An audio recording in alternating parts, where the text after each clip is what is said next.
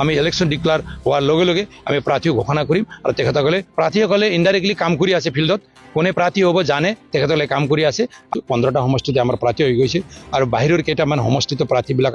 মানে এটা আলোচনা বিলোচনা চলি আছে আমি জাষ্ট ডিক্লাৰ কৰিব লাগে বাকী আছে তা প্ৰাৰ্থী কেন্দ্ৰিক আমাৰ মাজত একো নাথাকে নিশ্চয় UPPLৰ প্ৰাৰ্থী ট্ৰেক্টৰৰ কেণ্ডিডেট যিজন হ'ব তেখেতক সকলোৱে ভোটদান কৰিব বাক্সা ডিষ্ট্ৰিক্ট গোৰ্খা চেলৰ এটা মিটিং আছিল যে মিটিঙত মই উপস্থিত হৈছোঁ বাক্সা ডিষ্ট্ৰিক্ট গোৰ্খা চেলে অহা বিধানসভা নিৰ্বাচনৰ লগতে UPPLৰ যি এজেণ্ডা আছে এই এজেণ্ডাবিলাক আগবাঢ়ি লৈ যাবৰ কাৰণে তেখেতসকলে প্লেন পলিচি বনোৱাৰ কাৰণে ইয়াত প্ৰগ্ৰামটো এৰেঞ্জ কৰিছে মিটিংটো এৰেঞ্জ কৰিছে তাত মই উপস্থিত হৈ তেখেতসকলক চেণ্ট্ৰেলি মানে এটা এডভাইচ কৰিছোঁ আৰু আগন্তুক দিনত কেনেকৈ কাম কৰিব লাগিব ইয়াৰ এটা ইনষ্ট্ৰাকশ্যনো মই তাত দিছোঁ নিৰ্বাচন সমাগত UPPL দলে কিদৰে আগবাঢ়িব UPPL দলতে এইবাৰ BTRৰ 15টা সমষ্টি আৰু বাহিৰৰ কেইটামান সমষ্টিত নিৰ্বাচন খেলাৰ কাৰণে যোজা আৰম্ভ কৰিছে আৰু BTRৰ 15টা সমষ্টিতে আমি খেলিম 15টা সমষ্টিতে আমাৰ প্ৰায় প্ৰাৰ্থীবিলাক ৰেডি হৈ গ'ল 15টা সমষ্টিতে আমাৰ দলীয় কৰ্মীসকল সাজু হৈ গ'ল প্ৰত্যেক বুথ কমিটি প্ৰাইমেৰী কমিটি আমাৰ LAC লেভেলৰ কমিটি বিধানসভা যি এৰিয়াৰ কমিটি এই কমিটিত আমাৰ হৈ গ'ল তো আমি জাষ্ট এতিয়া আৰম্ভ কৰিছোঁ আৰু নিৰ্বাচনৰ যি দিনটো ঘোষণা হোৱাৰ লগে লগে আমাৰ বাকী কামবিলাকটো আৰম্ভ হৈ যাব NDAৰ সৈতে মিত্ৰতা থাকিব এইটো মই এতিয়া ক'ব নোৱাৰোঁ এটা কথাটো স্পষ্ট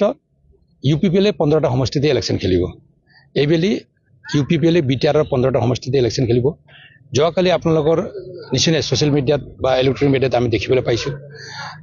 কিমান দূৰ সঁচা এইটো NDAৰ এলায়েন্সত BPF থাকে BPF 11টা আৰু BJPয়ে 4টা খেলিব বুলি যোৱাকালি ওলাইছে মিডিয়াত ইয়াত আমাৰ কথাটো হ'ল আমাক বহুত ৰিপৰ্টাৰে সুধিছে বহুত আমাৰ সাংবাদিক বন্ধুসকলে সুধিছে কিন্তু আমি এটা কথা কৈছোঁ এইটো BPF আৰু BJPৰ কথা আমাৰ কথাটো হ'ল আমি 15টা সমষ্টিতে খেলিম BTRৰ 15টা সমষ্টিতে ইলেকশ্যন খেলিম আৰু যোৱা দিনত যি আমি চৰকাৰ চলাইছিলোঁ 5 বছৰ এই 5 বছৰ চৰকাৰ চলোৱাৰ পিছত ৰাইজে আমাক যি আস্থাত লৈছিল যোৱাবাৰ অলপ ভুল হোৱাৰ কাৰণে ৰাইজে এই আস্থাৰ পৰা এই মেণ্ডেটটো আমি পোৱা নাই BPFে মেণ্ডেটটো পাইছে কিন্তু after formation of BTC council BPFৰ হাগৰা মহিলাৰ BTRৰ চিফ হোৱাৰ পিছত যি ধৰণৰ পৰিৱেশটো ইয়াত যোৱা 3-4 মাহ হৈ গ'ল এই সকলো কথাটো ৰাইজে এতিয়া ষ্টাডি কৰিছে অধ্যয়ন কৰিছে আৰু আমাক বহুত ইণ্টেলেকচুৱেল ফালৰ পৰা বিভিন্ন সামাজিক সংগঠন জাতীয় সংগঠন বা আমাৰ বিভিন্ন দলৰ ফালৰ পৰা ইভেন কি BPFৰ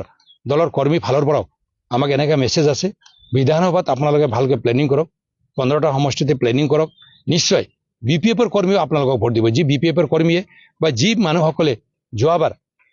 কাউন্সিল নিৰ্বাচনত BPFক ভোটদান কৰিছিল তেখেতসকলেও এবাৰ বিধানসভাত কিন্তু UPPLক ভোটদান কৰিব তো আমি আশাবাদী আমি যি এটা উদ্দেশ্যটো লৈ BTR চৰকাৰত আহিছিলোঁ জাতি জনগোষ্ঠী ধৰ্ম বৰ্ণ নিৰ্বিশেষে 26টা জনগোষ্ঠীক একত্ৰিত কৰি এটা ভিজন ডকুমেণ্টটো বনাই আৰু BTRত এটা পাৰ্মানেণ্ট পিছ অনাৰ কাৰণে যি একৰ্ড কৰি প্ৰমোদ বড়ো ডাঙৰীয়াই ইয়াত যেনেকৈ কামটো আৰম্ভ কৰিছিল আজিৰ দিনত ৰাইজে এইটো বুজিছে যোৱা 5 বছৰত য'ত একো হোৱা নাছিল আজি প্ৰমোদ বড়ো ডাঙৰীয়া প্ৰমোদ বড়ো আমাৰ BTRৰ চিফ প্ৰাক্তন চিফ তেখেতে ইয়াৰ পৰা চিফ নথকাৰ পিছত তেখেতসকলৰ চৰকাৰ নথকাৰ পিছত যি এটা পৰিৱেশটো ইয়াত সৃষ্টি হৈছে এইটো সকলোৱে দুখ কৰিছে গতিকে অহা দিনত আকৌ প্ৰমোদ বড়োক অনাৰ বাবে প্ৰমোদ বড়োৰ টিমক UPPLৰ টিমক আকৌ দিছপুৰত ভালদৰে বিধায়ক পঠোৱাৰ বাবে আৰু অসম চৰকাৰ গঠন কৰাৰ বাবে ভাল এটা ৰোল যাতে UPPLে ল'ব পাৰে তাৰ কাৰণে নিশ্চয় BTRৰ ৰাইজে ভোটদান কৰিব আৰু কৰিম বুলি তেখেতসকলে আমাক জনাইছে আৰু আমি নিশ্চয় আমি এইটো আশা কৰিছোঁ আৰু আমাৰ তৃণমূল পৰ্যায়ৰ কৰ্মকৰ্তা আৰু আমাৰ কমিউনিটি ৱাইজ যিবিলাক চেল আজিৰ দিনত আমি বেংগলী লিডাৰসকল ৰাজবংশী লিডাৰসকল আদিবাসী সান্তালী অসমীয়া মদাহী চৰণীয়া ৰাভা মাইনৰিটি গোৰ্খা সকলো আমাৰ লিডাৰসকলে ওলাই আহিছে আৰু সকলোৱে কৈছে যে এইবাৰ প্ৰমোদ বড়ো ডাঙৰীয়া নেতৃত্বত প্ৰমোদ বড়ো ডাঙৰীয়াৰ টিমক আমি ভোটদান কৰিম আৰু এই বাক্সা LACত আমাৰ বিধায়কটো আমাৰে আছে বাক্সাৰ পৰা আমাৰ মন্ত্ৰী আছে আমাৰ জ্যেষ্ঠ আমাৰ দলৰ ফাউণ্ডাৰ প্ৰেছিডেণ্ট তেখেত UG বৰ্মা ডাঙৰীয়া ইয়াৰ পৰা জিকি গৈ যোৱা চৰকাৰত আমাৰ কেবিনেট মন্ত্ৰী হিচাপে তেখেতে কাম কৰিছে গতিকে আমি ভাবোঁ আমাৰ দলীয় কৰ্মীসকলে এইবেলিও এই বাক্সা সমষ্টিৰ পৰাই ভাল এজন প্ৰাৰ্থীক জয়যুক্ত কৰাই দিছপুৰলৈ পঠোৱাৰ বাবে সকলো জাতি জনগোষ্ঠীক একেলগে লৈ কাম কৰাৰ বাবে যে এটা পৰিৱেশ বনাব লগা আছে নিশ্চয় আমাৰ দলৰ কৰ্মীয়ে বনাব আৰু এইটো লাইনতে কাম কৰিব বুলি মই আশা কৰিছোঁ হাগ্ৰামা মহিলাৰ ইতিমধ্যে এটা দিছপুৰ জল কাৰ্যসূচী লৈছে আপোনালোকৰ দলে নিৰ্বাচনক লৈ কিবা পৰিকল্পনা এনেকুৱা ধৰণৰ নাই আমাৰতো এনে নিৰ্বাচনলৈ পৰিকল্পনা আছে আমি সমন্বয় যাত্ৰাটো আমি কৰিছোঁ আমি সমন্বয়টো আমাৰ মাজত বেয়া হ'বলৈ নিদিওঁ আমাৰ মাজত যি সমন্বয়টো আমি ভালকৈ বনাবলৈ সক্ষম হৈছিলোঁ যোৱা দিনত 17 বছৰ সাগৰৰ মহিলাৰ শাসনত থকা সময়ত জাতি জনগোষ্ঠীৰ মাজত যি কনফ্লিক্ট হৈছিল সকলোৱে জানে আমাৰ মাজত যি অশান্তি হৈছিল আমাৰ মাজত যি ভুল বুজাবুজি সৃষ্টি হৈছিল এই সকলো ভুল বুজাবুজি সৃষ্টি দূৰ কৰি আমি যোৱা লোকসভা নিৰ্বাচনত যি সময়ত ইয়াত অবড়োৰ সেন্টিমেন্টটো লৈ অবড়োসকলৰ যি এটা মানে ইমোশনটোৰ ওপৰত আজি